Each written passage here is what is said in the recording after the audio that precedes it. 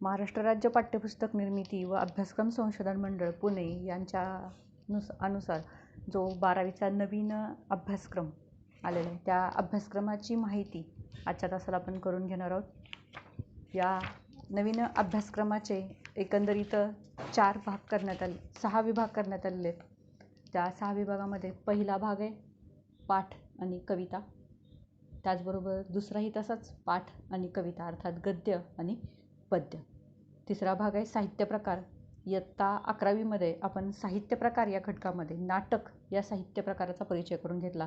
इयत्ता 12वीमध्ये आपण कथा या साहित्य प्रकाराचा परिचय करून घेणार आहोत। त्यानंतर चौथा जो भाग आहे तो आहे उपयोजित मराठी। त्यानंतर 5वा भाग आहे व्याकरण आणि लेखन।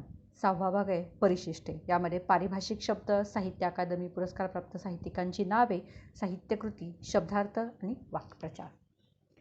सुरुवात अतिशय सुंदर अशा श्रीपाद कृष्ण कोल्हटकर यांच्या काव्यानंदाने झालेली आहे। भाग पहिला यामधलं काव्यानंद आहे, बहु असो तो सुंदर संपन्नती महा प्रियामुचा एक महाराष्ट्र देश।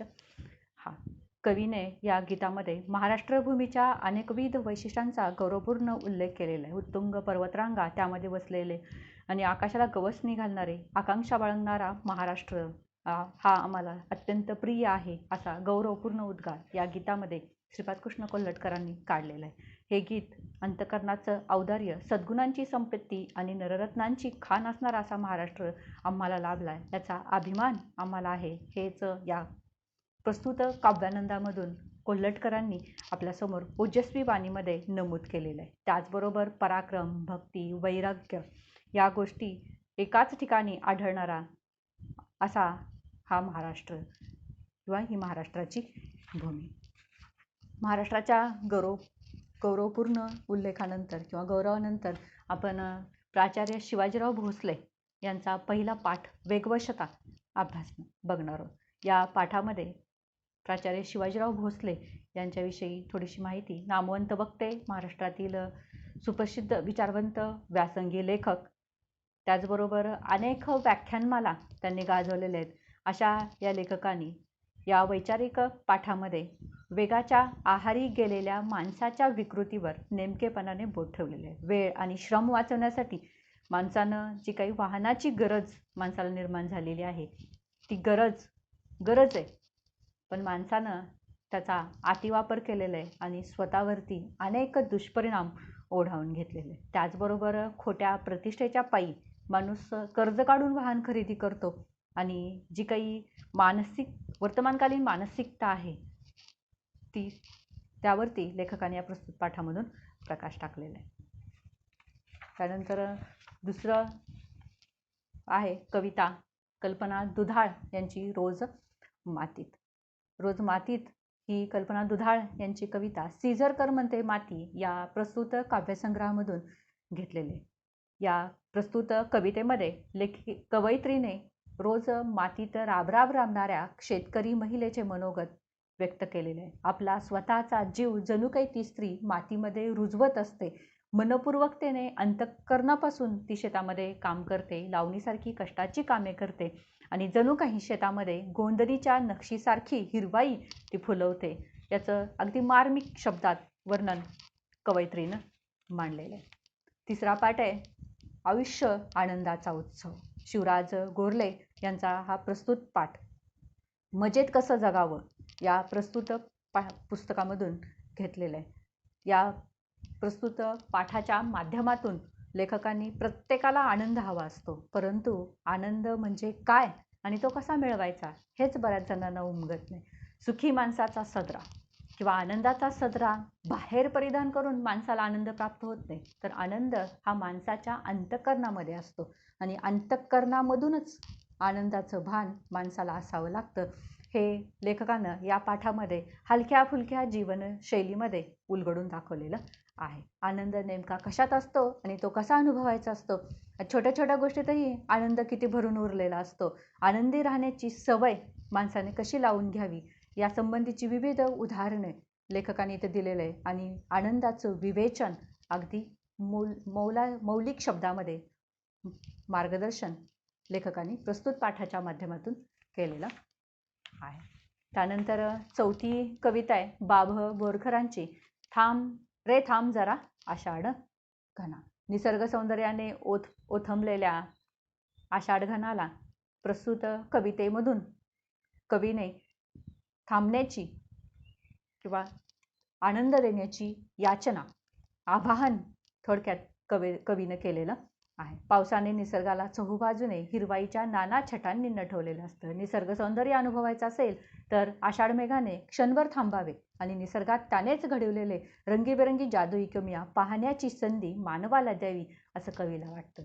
बालकवींनी म्हटलेलंच आहे की आला आषाढ श्रावण, आल्या पावसाच्या सरी, किती चातक चोचीने प्यावा वर्षा ऋतू.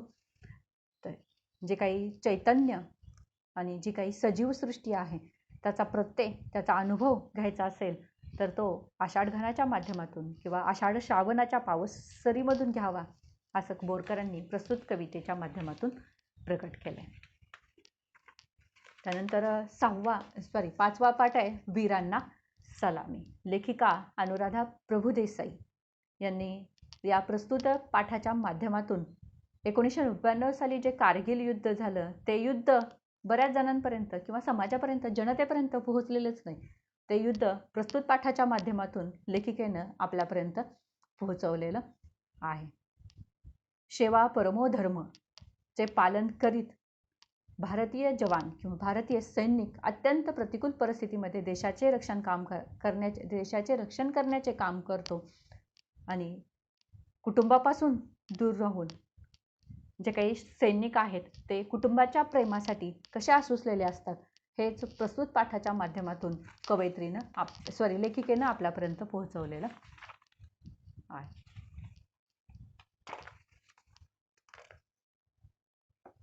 सहावी कविता आहे रंग माझा वेगळा. कवी आहेत सुरेश भट. ही एक गझल आहे. रंग माझा वेगळा ही सुरेश भटांची अत्यंत गाजलेली अशी गझल आहे. या गझलेच्या माध्यमातून गझलकाराने व्यक्तिमत्वाची ओळख माणसांना करून दिलेलं आहे. सगळ्या गुंत्यात गुंतूनही आपला पाय मोकळा ठेवणाऱ्या कलंदर व्यक्ती, जगावेगळी व्यक्ती कशी असते हे कवीनं किंवा गझलकारानं प्रस्तुत गझलेमधून आपल्यासमोर मांडलेले आहे. स्वच्छंदी आणि कलंदर माणसाचे वेगवेगळे पैलू कवीनं प्रस्तुत कवितेमधून मांडलेले आहेत. त्यानंतर पहिला विभागाच्या शेवटी एक गद्य नमुना आकलनासाठी दिलेला आहे. आत्मविश्वासासारखी शक्ती नाही, भारतरत्न डॉक्टर बाबासाहेब आंबेडकर. त्या गद्य नमुन्याचं आकलनही आपल्याला करावयाचं आहे.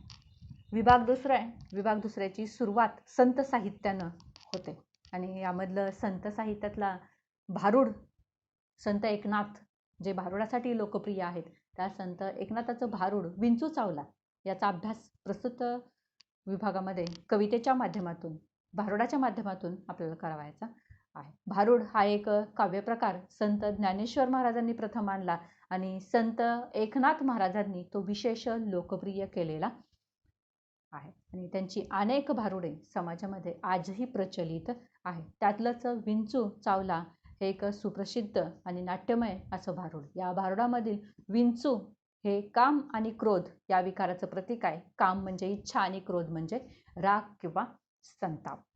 माणसानं जे काही माणसाच्या मनामध्ये असणारे षडरिपू आहेत त्या षडरिपूवरती कशा पद्धतीनं विजय मिळवायचा आहे. कामक्रोधाची बाधा झाली की माणूस विंचू चावल्याप्रमाणे कसा बेताल होतो. विंचवाच्या चावण्यामुळे माणसाच्या शरीरात विषभिंत वेदना असह्य होतात. तसंच माणसाला राग आला, संताप आला, चीड आली का माणूस कसा बेताल होतो. स्वतःवरचं वर्चस्व तो कसा हरवून बसतो आणि अविचारानं कसा वागतो हेच प्रस्तुत भारुडाच्या माध्यमातून संत एकनाथांनी विंचू चावला यामधून सांगितले. यामध्ये जे मानवाच्या मध्ये असणारे 3 गुण आहेत सात्विक, राजस, तामस. यामधल्या सत्वगुणाचा आश्रय घ्यायचा आहे आणि सगळ्यांवरती विजय मिळवायचा आहे. माणसाच्या मनामध्ये दडलेले जे काही वाईट विकार आहेत, वाईट विचार आहेत त्यांच्यावरती म्हणजे सद्गुणाचा अंगीकार करायचा आहे. दुर्गुण जाऊन सद्गुणाचा विकास होईल अशा पद्धतीनं माणसानं वागायचं आहे आणि यामधूनच माणसाला समाधान मिळणार आहे. समाधान मिळणार आहे आणि तृप्तीही मिळणार आहे. त्यानंतर 8वा पाठ आहे रेशीमबंध. डॉक्टर युम पठाण, सुप्रसिद्ध साहित्यिक, संत, साहित्याचे व्यासंगी अभ्यासक, कथालेखक, संशोधक, संपादक व नामवंत वक्ते, त्याचबरोबर दैनिक पुढारीच्या माध्यमातून अनेक व्याख्यानमाला युम पठाण यांच्या गाजलेल्या आहेत. प्रस्तुत पाठ हा एक ललित गद्य आहे. या ललित गद्य पाठामध्ये लेखकांनी उत्तररात्र, पहाट आणि सकाळ या प्रहराचे ललितरम्य शैलीतील वर्णन वाचकाला चैतन्याचा स्पर्श घडवते. उत्तररात्रीपासून पहाटेपर्यंतची निरीव शांतता आणि निद्रिस्त भोवताल, पहाटेनंतर सकाळपर्यंतचा वृक्ष, वेली, पाखरांना हलकेच येणारी जाग, त्यांची संवेदनशील मनाने टिपलेली जिवंत शब्दचित्रे मनाला अतिशय उल्हासित करतात. आणि हे सगळं अनुभवायचं असेल तर त्या व्यक्तीनं पहाटे उठून हे सगळं अनुभवलं पाहिजे आणि त्याचं तरल चित्रण मनामध्ये रेखाटलं. त्यानंतर 9वी कविता आहे वसंत आबाजी डहाके यांचं समुद्र कोंडून पडलाय. समुद्र म्हणजे अथांग पाणी आणि पाणी म्हणजे जीवन. या दृष्टीने कवितेतील समुद्र हा जीवनाचे प्रतीक आहे. समुद्रासारखे अथांग जीवन जेव्हा शहराच्या आणि महानगरांच्या मर्यादेमध्ये कोंडून पडते तेव्हा माणसाला येणारी अस्वस्थता कवीने प्रस्तुत कवितेमधून व्यक्त केलेली आहे. उदरनिर्वाहासाठी, उपजीविकेसाठी माणूस खेड्याकडून शहराकडे जातो. महानगराकडे माणसाचा ओढा आहे, पण खेड्यातून शहराकडे गेल्यानंतर माणूस एका बंधनामध्ये गुंतून पडतो किंवा महानगरांच्या आणि शहरांच्या मर्यादा यामध्ये माणसाला स्वतःला कोंडून घ्यावं लागतं. एक लक्ष्मण रेखा त्याला आखावी लागते आणि ते त्याला ओलांडता येत नाही. आणि ती ओलांडायची म्हटलं तर त्याचं मन कसं अस्वस्थ होतं किंवा मनामध्ये किती अस्वस्थता असते हेच प्रस्तुत कवितेच्या माध्यमातून कवीने व्यक्त केलेलं आहे. इथं समुद्र जे आहे त्या समुद्राला माणसाच्या जीवनाची, माणसाच्या मनाची उपमा कवीने दिलेली आहे. 10वी पाठ आहे दंतकथा वसंत सबनीस. दंतकथा हा एक विनोदी ललित लेख आहे. दाताचे दुखणे किती त्रासदायक असते आणि त्यामुळे कोणत्याही माणसाची अवस्था अगदी केविलवाणी होते.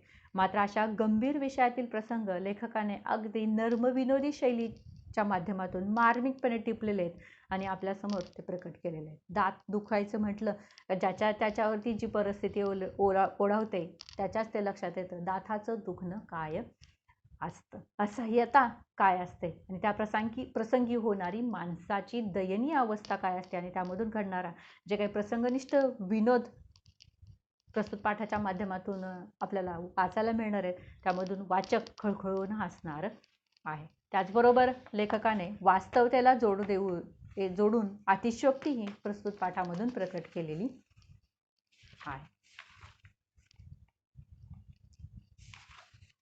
11वी कविता आहे हिरा बनसोडे यांची आरशातली स्त्री. स्त्रीच्या आयुष्यातील स्थित्यंतराचा वेध कवयित्रीने प्रस्तुत कवितेच्या माध्यमातून घेतलेला आहे आणि स्त्रीच्या व्यथा शब्दबद्ध केलेल्या आहेत. सहज आरशात स्त्रीनं पाहिलं का ती गतकाळाच्या स्मृती तिच्यासमोर आरशामध्ये जाग्या होतात आणि त्या आरशातली स्त्री तिच्याशीच बोलू लागते.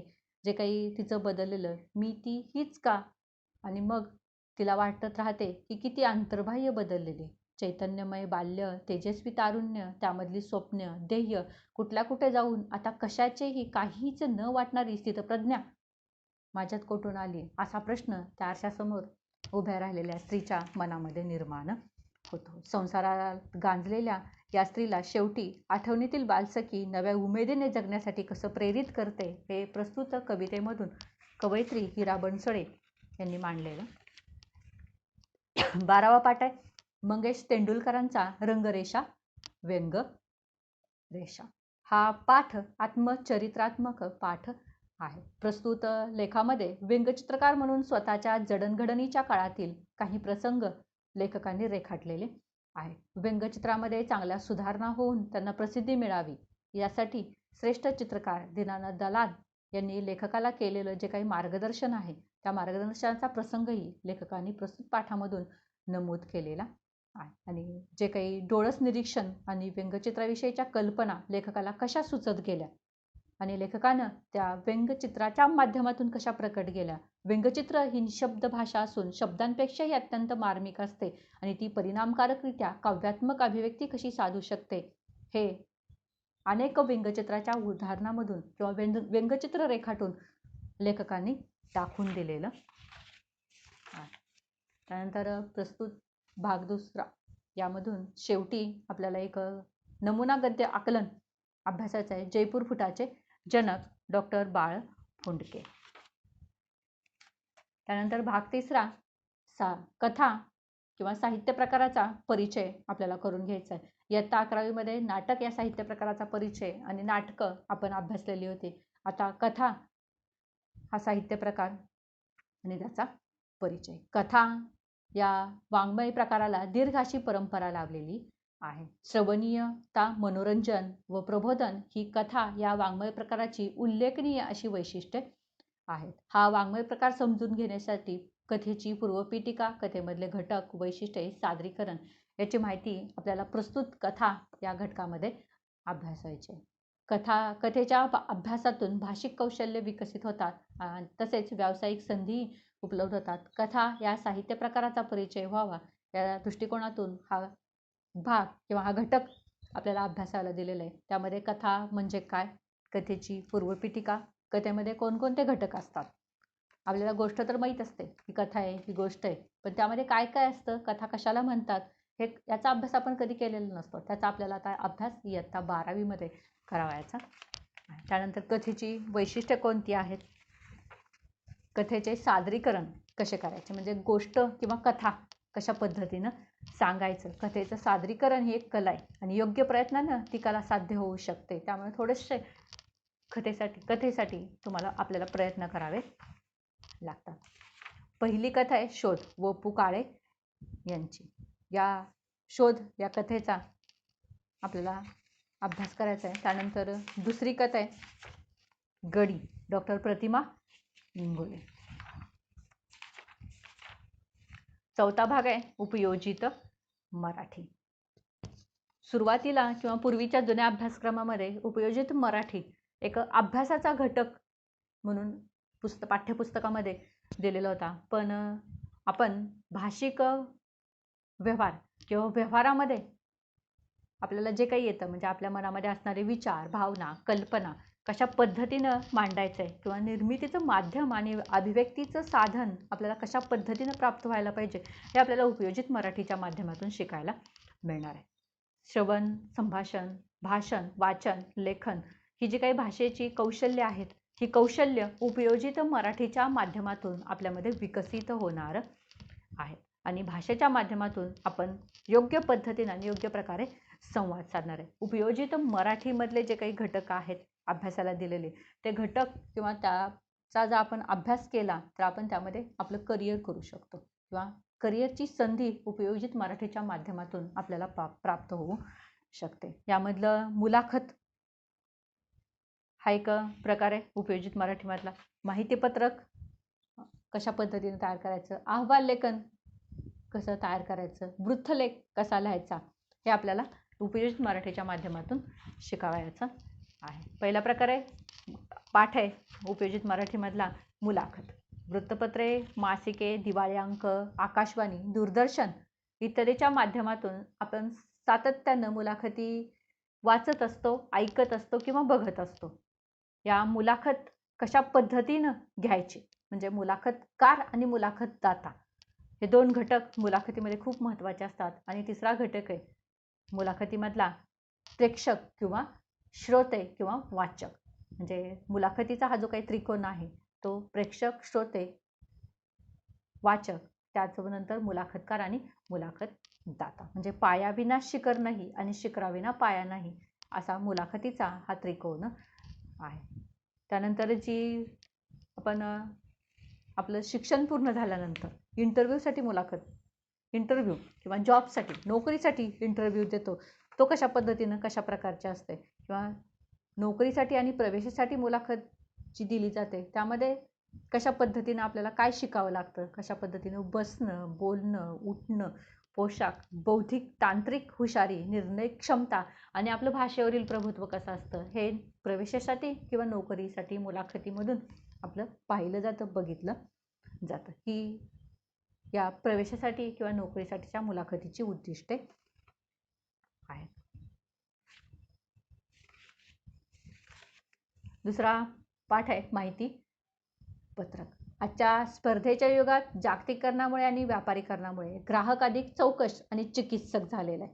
कोणताही व्यवहार करताना लोकांना संबंधित व्यवहाराबद्दलची सखोल माहिती हवी असते, बारीक सारीक तपशील हवा असतो आणि हा तपशील घरबसल्या लिखित स्वरूपात मिळाला तर लोकांना तेच पाहिजे असते. त्यामुळे लोकांची ही काही मानसिकता आता व्यावसायिकांना किंवा सामाजिक शैक्षणिक आर्थिक व्यवहार करणाऱ्यांना तसेच उत्पादक आणि विक्रेत्यांनी चांगली ओळखलेली आहे. त्यामुळं ग्राहकाच्या मानसिकतेचं समाधान करण्यासाठी जे काही निरनिराळे मार्ग उत्पादक व्यावसायिक हाताळतात त्यातलाच एक प्रभावी मार्ग म्हणजे माहिती पत्रक. उत्पादित वस्तूची माहिती पत्रकाच्या माध्यमातून सेवा संस्था लोकांपर्यंत पोहोचवण्याचं काम केलं जातं. नव्या योजनांकडे, नवनवीन उत्पादनांकडे लोकांना ओढून घ्यायचंय किंवा लोकांचा लक्ष वेधून घ्यायचं आहे. लोकांनी डोकावून पाहावे यासाठी एक खिडकी तयार केली जाते. त्या खिडकीलाच माहिती पत्रक असं आपण म्हणू शकतो. जनमत आकर्षित करण्यासाठी ते लिखित स्वरूपाचं जाहीर आवाहन एक प्रकारे जे काही उत्पादक वर्ग आहे तो उत्पादक वर्ग माहिती पत्रकाच्या माध्यमातून ग्राहकांसाठी किंवा समाजातील लोकांसाठी उघडा करून देत असतो. अशा पद्धतीचं हे माहिती पत्रक कशा पद्धतीनं लिहायचं आहे, कसं तयार करायचं आहे हे आपल्याला माहिती पत्रकामध्ये शिकायचं आहे. तिसरा पाठ आहे अहवाल. शाळा, महाविद्यालय, वक्तृत्व स्पर्धा, क्रीडा स्पर्धा, स्नेहसंमेलने अशा अनेक कार्यक्रम संपन्न होत असतात. शालेय स्तर असतील, सामाजिक असतील, राजकीय असतील, वेगवेगळ्या प्रकारच्या क्षेत्र असतील, त्या क्षेत्रांच्या माध्यमातून किंवा त्या क्षेत्रांच्याद्वारे हे कार्यक्रम प्रसारित होतात. त्या कार्यक्रमानंतर त्यांचे अहवाल लिहिले जातात. हे अहवाल भविष्यकाळ विविध प्रकारे उपयुक्त ठरतात. अहवालामुळे वाचकाला समारंभाचा किंवा कार्यक्रमाचा तपशील माहीत होतो. म्हणूनच त्या जो काही कार्यक्रम पूर्णपणे पार पडलेला आहे तो व्यवस्थित पद्धतीनं लिहून काढायचा आणि त्याचा आराखडा कसा तयार करायचा हे आपल्याला अहवाल लेखन या घटकामधून शिकायचं आहे. चौथा पाठ आहे वृत्तलेख किंवा फीचर रायटिंग. इयत्ता 11वी मध्ये आपण यामध्ये बातमी कशी तयार करायची हे शिकलो.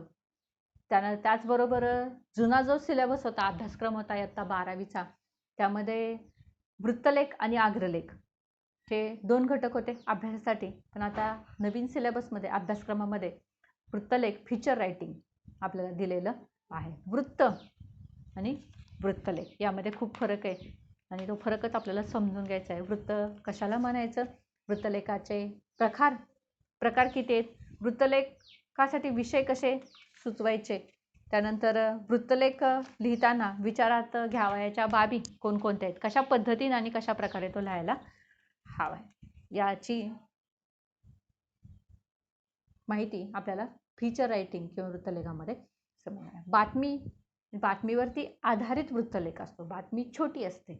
जे काही फॅक्ट आहे तो बातमीमध्ये असतो. वृत्तलेखामध्ये फॅक्ट असतोच असं काही नाही, त्याला विस्तृत स्वरूपाचं रूप दिलं जातं आणि ते वृत्तलेखामध्ये मांडलं जातं. बातमीवरती आधारितच वृत्तलेख असतो. विभाग 5 व्याकरण व लेखन. यामध्ये वाक्य प्रकार आणि वाक्य रूपांतर याचा आपल्याला पहिल्या घटकामध्ये अभ्यास करायचा आहे. यामध्ये वाक्याचे प्रकार आशयावरून आणि अर्थावरून, त्याचबरोबर क्रियापदाच्या रूपावरून कोणकोणते पडतात हे अभ्यासाचं आहे. इयत्ता 11वी मध्ये आपण केवल वाक्य, मिश्र वाक्य आणि संयुक्त वाक्य याचा अभ्यास केलेला आहे. आता इथं विधानार्थी, प्रश्नार्थी, उद्गारार्थी, होकारार्थी आणि नकारार्थी असे जे काही प्रकार आहेत वाक्याचे, वाक्य रूपांतराचे, ते आपल्याला अभ्यासायचे आहे. त्यानंतर दुसरा घटक आहे समास. समास कशाला म्हणायचं, सामासिक शब्द कसा तयार होतो, सामासिक शब्दाचा विग्रह कशा प्रकारे होतो, समासाचे प्रकार या घटकाचा आपल्याला समास या घटकामध्ये अभ्यास करावायचा आहे. त्यानंतर पुढचा घटक आहे प्रयोग. त्यामध्ये प्रयोग म्हणजे काय, विज्ञानामधला प्रयोग नाही, मराठी व्याकरणामधला प्रयोग. कर्तरी, कर्मणी आणि भावी. प्रयोगाची वैशिष्ट्य, प्रयोगाची पुढचा घटक आहे खूप महत्त्वाचा भाषेसाठी, भाषा ज्यामुळे परिपूर्णच होत नाही असा अलंकार. व्यक्तीच्या व्यक्तिमत्वाला अलंकारामुळं जशी शोभा येते किंवा व्यक्तीच्या व्यक्तिमत्वाचं सौंदर्य अलंकारामुळे वाढतं, तसंच भाषेचं सौंदर्य वाढवण्याचं किंवा भाषेला योग्य वळण, भाषेला योग्य सौंदर्य प्राप्त करून देण्याचं काम अलंकार करत असतात. अलंकाराचे शब्दालंकार आणि अर्थालंकार हे दोन प्रकार आहेत. त्यापैकी यमक, अनुप्रास, श्लेष हे शब्दालंकार आहेत आणि उत्प्रेक्षा, रूपक, व्यतिरेक, दृष्टांत, चेतनगुणयुक्ती, अतिशयोक्ती, स्वभावोक्ती वगैरे वगैरे जे काय आहेत ते काय अर्थालंकार आहे. इथं आपल्याला अभ्यासासाठी अनन्वय, अपनहुती, अतिशयोक्ती आणि अर्थांतरन्यास या 4 अलंकाराचा अभ्यास करायचा आहे.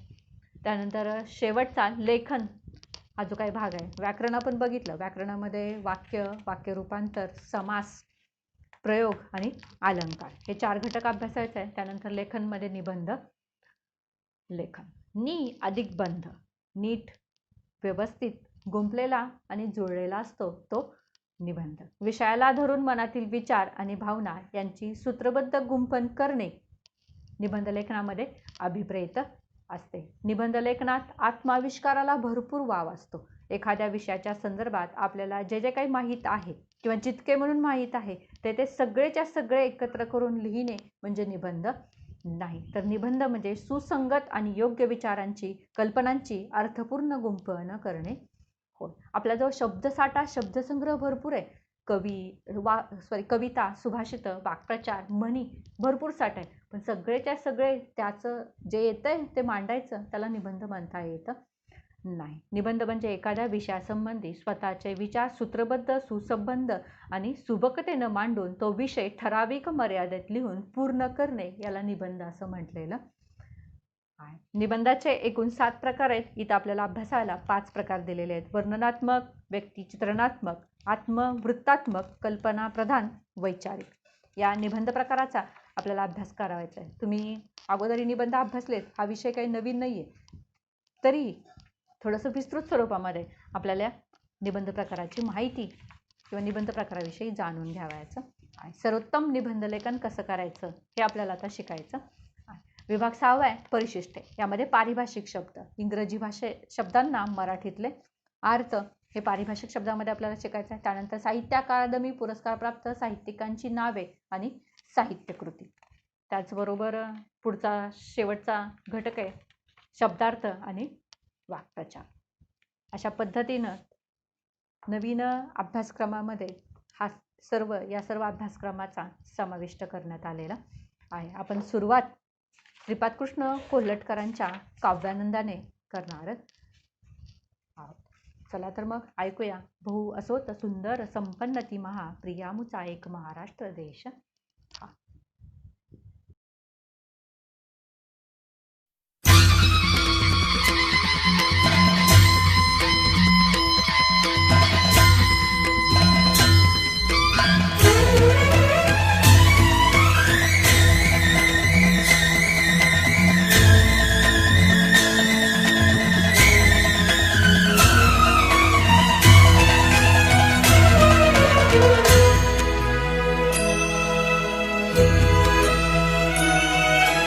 बहु असोत सुंदर संपन्न की महा, प्रिय अमुचा एक महाराष्ट्र देश हा, प्रिय अमुचा एक महाराष्ट्र देश हा.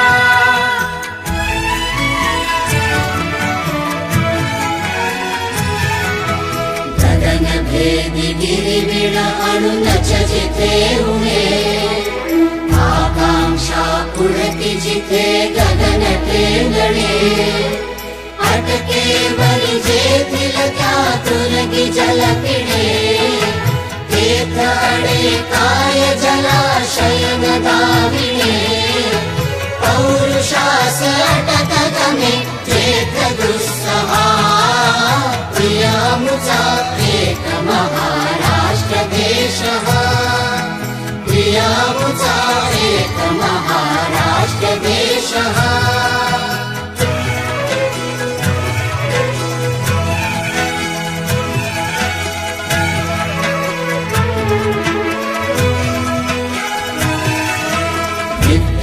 वैराग्य एक जागे नांदते जरी खटका भगवा झेंडाही डोलती धर्म राजकारण समवेत चालती शक्ती युक्ती एकवटुनी कार्य साधिती असरेय कीर्ती अशी विस्मयावहा प्रियामुचा एक महाराष्ट्र देशः प्रियामुचा एक महाराष्ट्र देशः